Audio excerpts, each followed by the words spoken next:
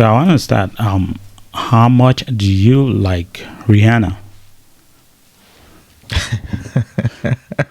I like her music, I think. Yeah, I like the fact that she is a very, very talented yeah, singer. I like the fact that she is a prolific business mogul. yeah. Fashion, I think she has. I think it's almost she's a billionaire or something. She is one of those. She has a lot of money. Yes.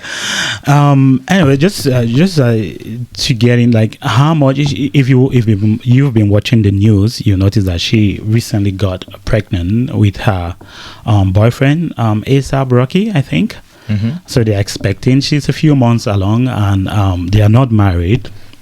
And I was just trying to question how much of modeling are we supposed to take from our favorite celebrities? Say not Rihanna, but other people that we look up to in terms of entertainment, in terms of sport and stuff. How much of what do they say or do influences, or is supposed to influence your behavior? I don't know if I should say unfortunately, but Yeah. I think nowadays people take their cues from their favorite Right. celebrities, right?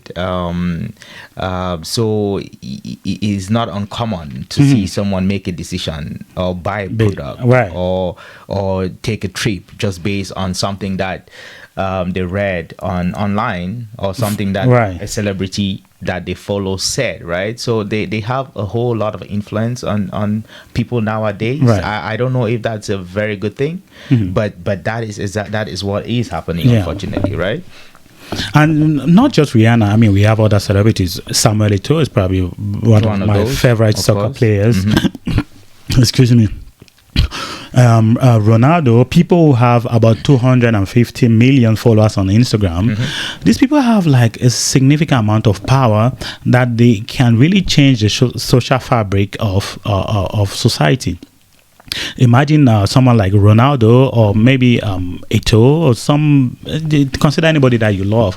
They advertise a medicine or a product that has not been scientifically proven, that maybe have some side effects.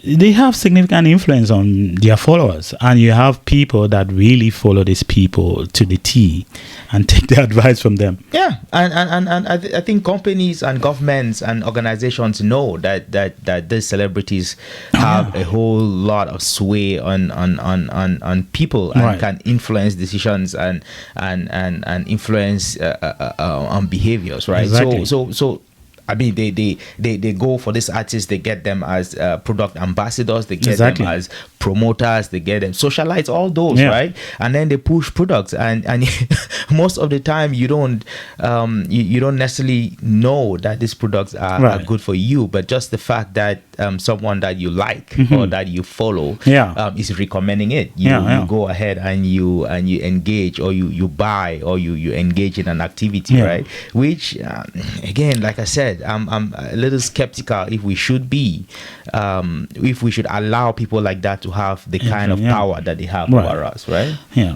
and it's no wonder, like during political campaigns, politicians will usually solicit the help of these people to be able to boost their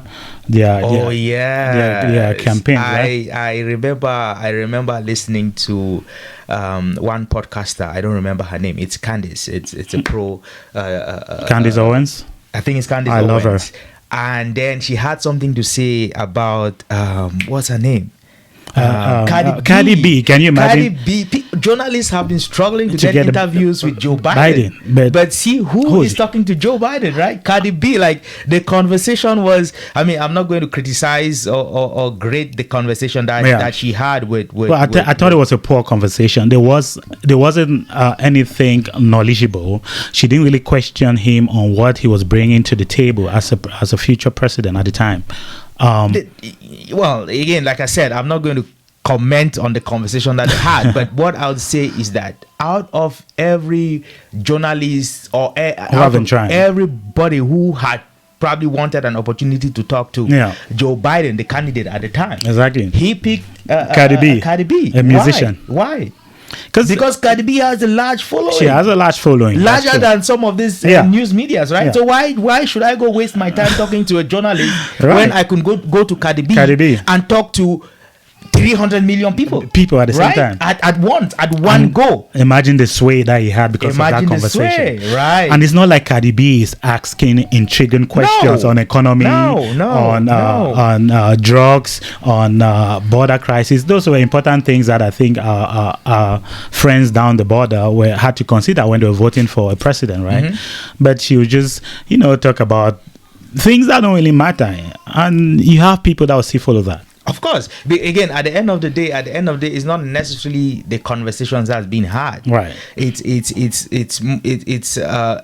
an opportunity for Joe Biden, for example, in this case, to reach people who may not necessarily be interested in politics, because not everyone who follows Cardi B is interested in politics in any way. And I would argue not a lot of them, a majority of them are not really interested. Exactly. But the fact that Cardi B is talking to a presidential candidate, who do you think these people would go out and vote for if they had to go out and vote? They will go out and vote for the person who's part of the conversation with their favorite artist, right? So, I mean, it's not just Joe Biden.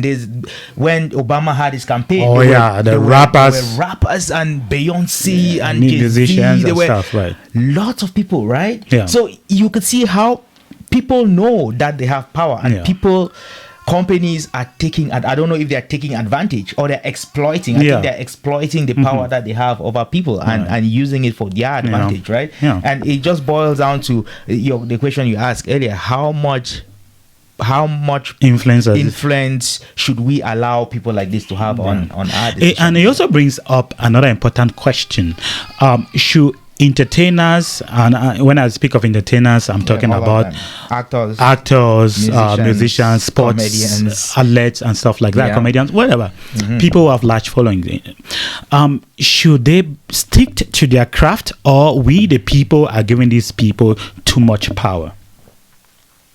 I don't know if that makes sense. No, it does make sense. I don't think, like, should Ronaldo focus on playing soccer? And why? I mean, that's why we go to watch him. But he is a well-rounded human being. He's a well-rounded human being. But should his political idea trump, not really Trump, but should his political idea be of significance, should be held at the same standard that his soccer skills? I think it's difficult to differentiate your professional career, for example, and the other things that you might be interested in. Yeah. So if a professional athlete, say take Colin Kaepernick, did he not have a right to protest? He had a right. So how do you differentiate? How do you differentiate that? I think that's a very tricky. It is a tricky. It feels like you limit his speech. No, maybe I didn't phrase it very well. But I think, should we give his political views or his views on a particular product the same credence that we hold his skills? I get the point. I get your point now. Yeah. We shouldn't. Yeah. But it's hard. It's also hard to make a distinction for someone who is a die-hearted fan. It's hard for them to separate the quality of the professional and the quality of his extracurricular activities. So if he goes out and if he takes a trip to Rome, it doesn't necessarily mean that you should take a trip to Rome. And too, right? One thing, this just got me thinking. One thing, it's easy to talk about this big celebrities, A-list actors and big sports stars and stuff like that, but these things also happen at the local level, right? There are people that you look up to because they have a particular opinion about something. You just follow them. It happens in universities. That's why there's a lot of brainwashing in universities nowadays, right? Take for example a teacher in engineering. That's why you came there, but he might voice a particular political view or he's interested in a particular social justice cause, and then he voices that, and then some people take that like gospel truth.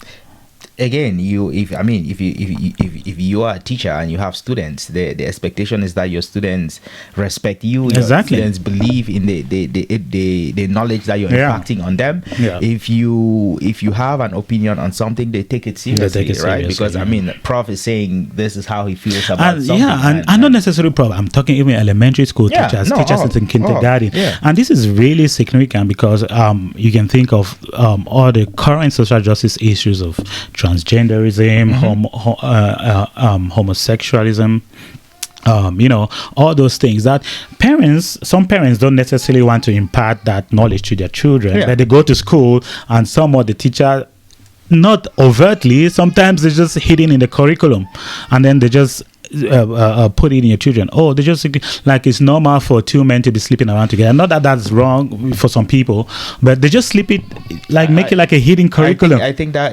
is unfair to the students, because I think as a teacher you should focus on the curriculum. Yeah, on the curriculum, right? On the curriculum that is that you're employed to teach. Yeah.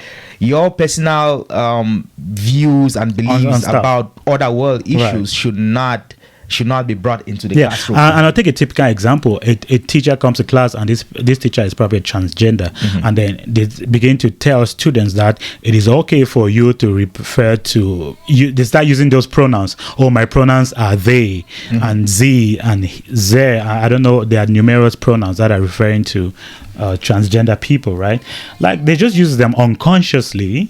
But these children who are growing up, they begin to adopt these things, and they begin to pick up these things, and that's how you change society. It's not necessarily a warfare, but in very little little doses, right? Yeah, you're impacting certain ideologies on students who are absorbing everything that you have to say, right? Right or wrong.